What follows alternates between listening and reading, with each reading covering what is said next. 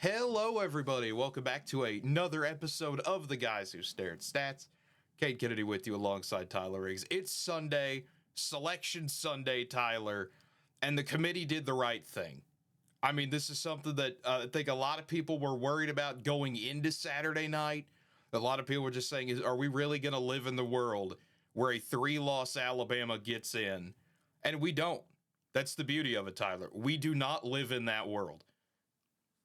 See, I'm a glass half full guy. I trusted the committee the entire season. We've talked about it on the show. I thought they did a fairly good job throughout the year, ranking everything. And surprise, surprise, they go rank things probably how it should go at the end of the season. So I'm.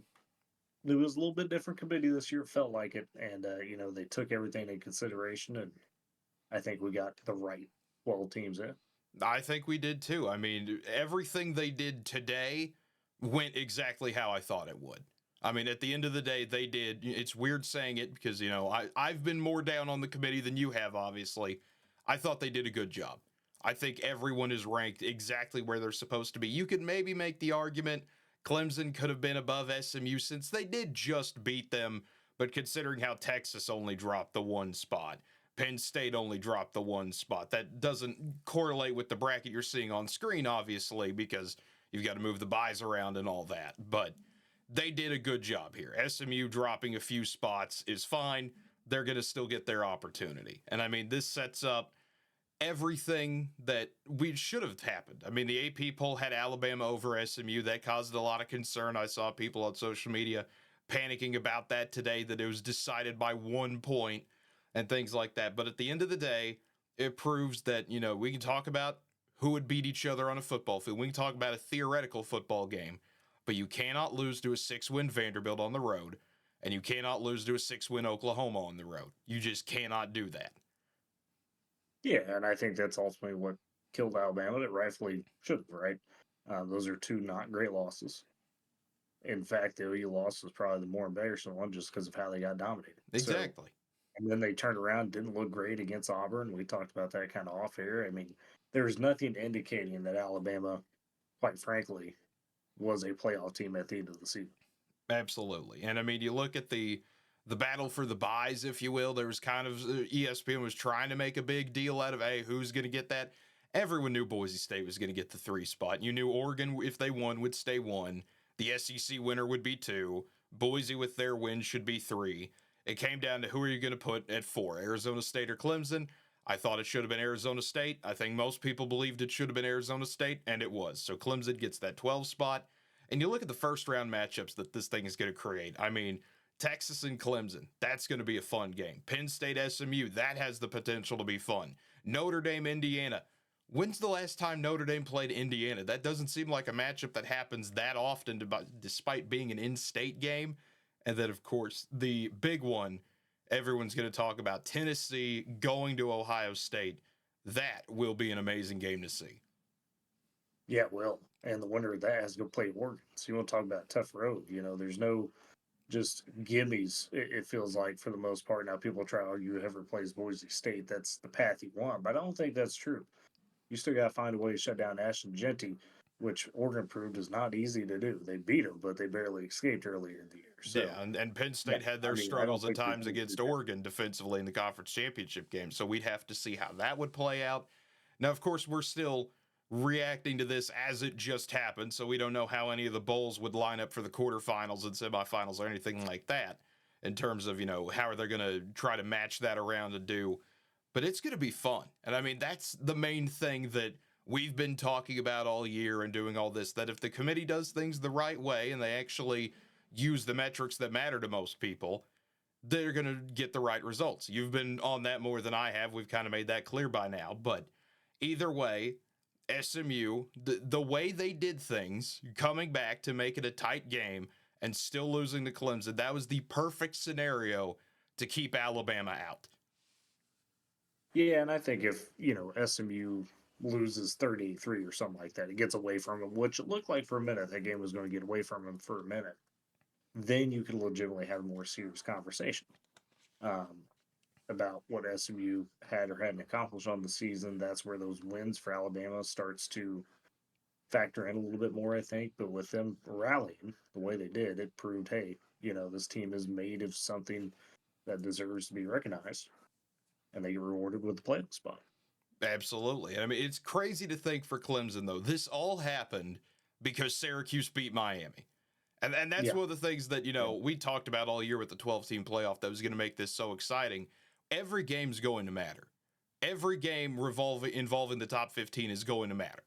It doesn't matter where it is at the point of the season, if it's week 1 or week 14 or something like that. Everything is going to matter in this deal. The committee said that that's how they were going to do it.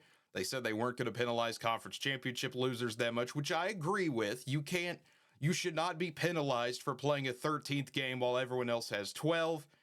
It's very weird because, I kind of came into the day expecting that, okay, we're going to see how this works out. I would think they'd put SMU in over Alabama, but then you kind of start to get that doubt a little bit. But then all the betting lines went SMU's way. You had Brett McMurphy reporting at 11 a.m. that, hey, SMU is going to get in over Alabama. A lot of people were still like, yeah, but we know what happened last year. Everyone's like, yeah, that's great and all, but until you see it with your own eyes, you don't expect it. But here we are, Tyler. It's a new day in college football, dare I say. yeah. No, I understand people's concerns, and like you said, they got to see it to believe it. That's fair, especially with the way the SEC's been treated in the past. You saw what happened at Florida State last year, but I've argued those have been unique scenarios, especially the Florida State side of things. Was it unfortunate? Absolutely. But thankfully, with the 12-team playoff or expanded playoff in general, you eliminate some of those possibilities. I mean, we're going to see Georgia potentially roll into the playoff with their backup quarterback. And, Absolutely. he came in and you could say played better than what Carson Beck has played for the most part. So, as far as consistency goes. So, I think, the beauty of this 12-team playoff now that we're here, and some I've been waiting to see is you get all these unique storylines, you get all these great first round matchups. Who emerges as a Cinderella? We only have that usually in the NCAA tournament, but now this playoff gives you an opportunity to see that on the college football side, some simply the sport hasn't had so far in its history. Yeah, and the one thing I want to kind of jump into a little bit, because I've already seen some people kind of, I don't want to say griping about it. I think this is more just kind of where some of that SEC bias to some people plays into effect, but it's been a main story the entire year. You want that 5 seed. You really do. Everyone's been talking about how that 5 seed has maybe the best road you could get. Texas would have to play Clemson and then Arizona State. A few weeks ago, that looked a lot better, but now you got to play the ACC champ. Yes, you're at home, but a Clemson team that still is solid at times defensively and has the ability to go on offense. And then you've got to run into an Arizona State team that's peaking at the right time. Cam Scatterbu out there basically declaring that he is the best running back in America, according to him, not according to everybody, but he's saying that he's him. That's how Arizona State's felt all year. That road doesn't look as good anymore. It looks good when you don't watch all these games and you just kind of score watch. But if you go back to what Clemson's been able to do the last few weeks, what Arizona State's been able to do, they've looked better. That 5 seed spot doesn't look as friendly anymore. No, and I think that's always been kind of an interesting idea that people think there's an easy path. That there was going to be no team that I think in those buys, right, those conference champions that you could say limped in. Clemson's arguably been playing their best ball towards the end of the season. We know Arizona State has. And Boise seemed like they figured something out against UNLV, right? They did. Um, that they had been kind of lacking over the previous few weeks. So I don't think there's an easy matchup for any team that escapes the first round, then goes into that quarterfinal matchup. I think all four of those teams that are there waiting for you are tough teams. If anything, you can make the case that is Ohio State the most vulnerable? I mean, is it, who is Indiana the most vulnerable? There's probably more questions about that first round over who's actually, you know, legit contender or not. And that's, again, a great system. And they were complaining about it on the ESPN broadcast, and I kind of disagree with this. We talked about it. Where, okay, it's clear we need a new system next year because, Arizona State or Clemson doesn't deserve the buy. Why? Why don't they? Exactly. And I Why mean, do they not deserve the buy? yeah, to kind of paraphrase here, I was thinking about this earlier today when we talked about that. There's a quote from Animal Farm that I'm going to paraphrase here to add the college football element into it. What they're trying to argue essentially is that all conferences are equal, but some conferences are more equal than others. That's Right. basically Yeah. what they're trying to argue here. I mean, that is straight up. We're trying to say the SEC and the Big Ten are above everyone else. And whether you believe that or not, that's not how college football should be run. There are hundreds of other teams out there that are not in the SEC or the Big Ten. You've got to play on a fair field for everybody. And I think that's fine to have the conference championship buys. Yeah. And, the thing is the ACC or the SEC and the Big Ten will tell you, oh, well, we're the best conferences in college football. We've got all this talent.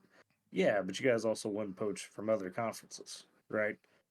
Nobody told you had to go expand to 16 teams in your conference. So when all of a sudden they start eating each other a little bit, a la the SEC, that's your own fault.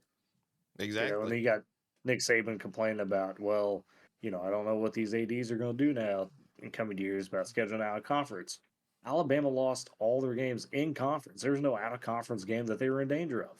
Well, they were in trouble with South Florida for a little bit. Remember, that was a 5 point game with 6 Okay. minutes left, but Yes, but it's South Florida. That was not a hard game, quote unquote. I say that they lost to them last year. South Florida's had their number. But my well, point still stands. They're not going out of their way to schedule hard out of conference opponents, anyways. all right. Speaking of it, here we've got the bowl announcements as they roll in. Oregon will be in the Rose Bowl, Georgia the Sugar, Boise in the Fiesta Bowl on New Year's Eve, and then Arizona State will be in the Peach Bowl. The Friday night game will be Indiana Notre Dame. That'll be a 8 o'clock Eastern, 7 Central on ESPN and ABC. Penn State SMU will be the noon Eastern, 11 a.m. game. Tennessee, Ohio State, prime time, 8 Eastern, 7 Central on ABC.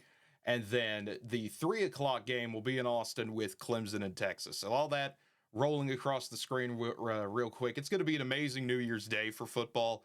That New Year's Eve transitioning in. Boise in the Fiesta Bowl. Does that not feel right, Tyler? Boise State back Yeah. in the Fiesta Bowl. That feels right to me. Of course, it'd feel a lot more right to the Arizona State fans to be in their home state and pretty close to where they'd be anyway.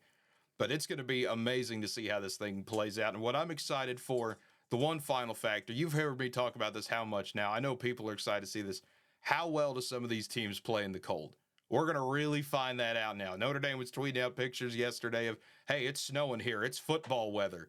I'm excited to see how SMU and Tennessee handle making that trip up there. Yeah, that's going to be a lot of fun, right? That's another great element to this is just that similar kind of the NFL side because we see if like the Buffalo Bills, sometimes Kansas City, that home field advantage does matter. It's going to mean something in this first round, depending on the location. Absolutely. But folks, it's been fun. It's always a fun season. It's hard to think that we're already nearing the end of it, but you'll want to stick around for the ride. Obviously, we'll have the playoff predictions. We'll do a whole episode for that. We're going to do our predicting every single bowl game like we've been trying to do. It's going to be fun. We might even get into some FCS playoffs, Tyler. We might just have to talk about that as well. But folks, if you've enjoyed this video so far, feel free to Hey, like the video. Oh, do you got something? also look out for bowl pickup. We'll try to get that going too. I Yeah, think that might be kind of our 100 subscriber deal. So that might get be that the going. 100 subscriber special, which, by the way, thank you for that. Now at 111 subscribers, truly cannot thank you enough. Let's see if we can get to 120 by the end of the month. Let's see if we can Why keep not? on pushing the train there. But folks, as always, like I was saying, feel free to like the video, subscribe to the channel, hit that notification bell to always be notified when new videos come out, and leave a comment down below. It may not seem like a lot. It only takes a minute or two out of your day, but it does mean a lot to us. Comment whether you agree with any of what we've said, disagree, agree with the committee, disagree with them. But until next time, everyone, have a good one, everybody.